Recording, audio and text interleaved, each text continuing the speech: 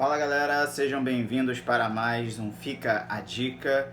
E no Fica a Dica de hoje a gente vai falar sobre o tema que vocês selecionaram na enquete que eu fiz ontem, né? A enquete era entre controle de constitucionalidade e poder legislativo. E o tema escolhido foi... Pausa dramática. Controle de constitucionalidade. Controle de constitucionalidade foi o tema escolhido por vocês para o Fica a Dica de hoje. E por isso a gente vai falar sobre controle de constitucionalidade, mais especificamente sobre ação direta de inconstitucionalidade e mais especificamente ainda, a gente vai falar sobre dois princípios muito importantes dentro da ADIM que muitas vezes passa batido pela gente, a gente às vezes não sabe que eles existem, mas eu já vi eles caindo mais de uma vez em prova, que são os princípios da congruência ou adstrição e o princípio da causa de pedir aberta, beleza? É sobre isso que a gente vai falar no vídeo de hoje, então bora começar.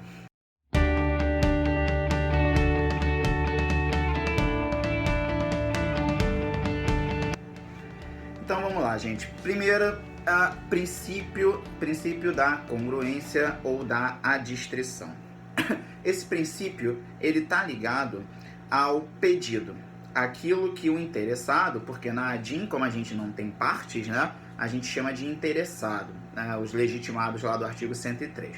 Então, no caso do princípio da congruência, ele está ligado aos limites objetivos do pedido.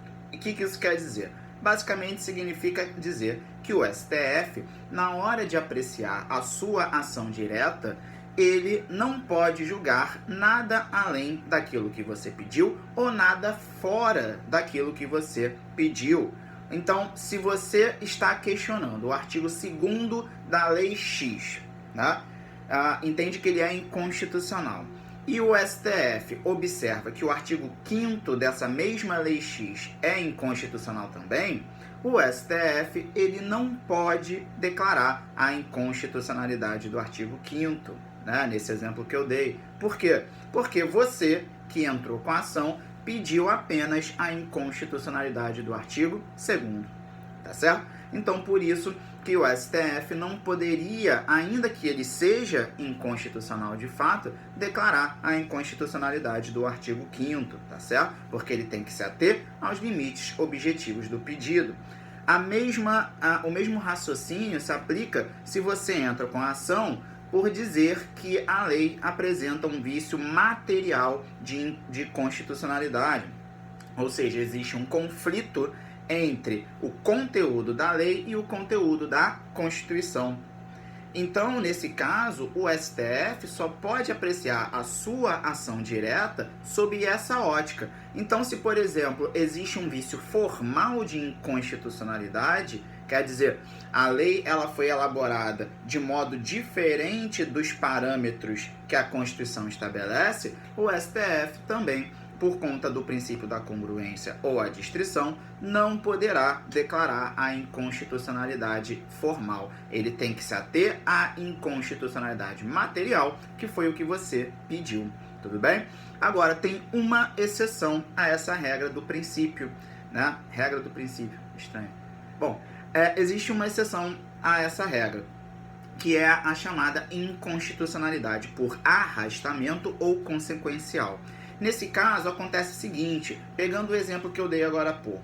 Se o artigo 2º ele é inconstitucional de fato, e foi isso que você pediu, que ele fosse declarado inconstitucional, e aí o STF vai lá e observa que o artigo 5º ele faz remissão ao artigo 2º. Em outras palavras, o artigo 5º ele depende do artigo 2º, ele está diretamente, intrinsecamente ligado ao artigo 2º. Nesse caso, aí sim, mesmo que você não tenha pedido a inconstitucionalidade do artigo 5º, o STF pode declarar inconstitucional. Por quê? Porque a inconstitucionalidade do artigo 2º arrasta, por isso o nome arrastamento, arrasta a inconstitucionalidade do artigo 5º, que está diretamente ligado a ele. Tudo bem? Então esse é o princípio da congruência ou adstrição. E o princípio da causa de pedir aberta.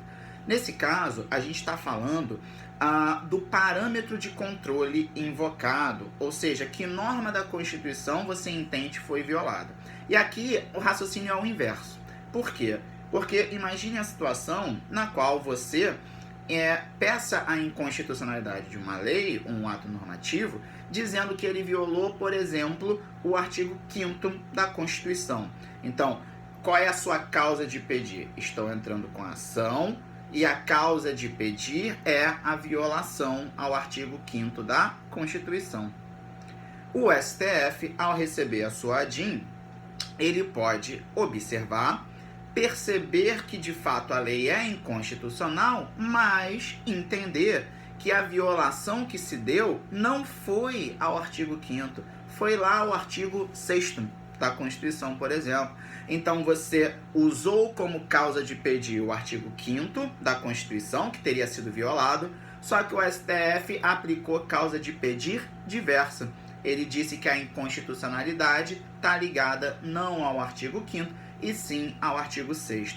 Por isso o nome do princípio, causa de pedir aberta. Por quê? Porque embora você que está entrando com a ação indique antecipadamente uma causa de pedir, um artigo, um parâmetro de controle, o STF, nesse caso, ele não se vincula ao parâmetro que você invocou, podendo declarar a inconstitucionalidade a partir de um parâmetro diverso, a partir de um artigo diverso da Constituição que tenha sido violado. Tudo bem? Então, basicamente, a gente percebe que o princípio da congruência e o princípio da causa de pedir aberta têm dinâmicas diferentes. No primeiro caso, o STF tem que estar totalmente vinculado ao que você pediu.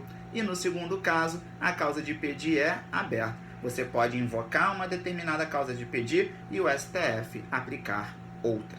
Tudo bem? Então, gente, essa é a dica de hoje. Sobre controle de constitucionalidade, sobre a DIN. Espero que tenha sido válida, espero que vocês tenham aprendido ou revisado esse conteúdo, e como sempre, semana que vem a gente tem mais um Fica a Dica e mais pegadinhas para a gente solucionar em questões que podem cair no seu concurso. Um grande abraço e até o próximo Fica a Dica. Valeu!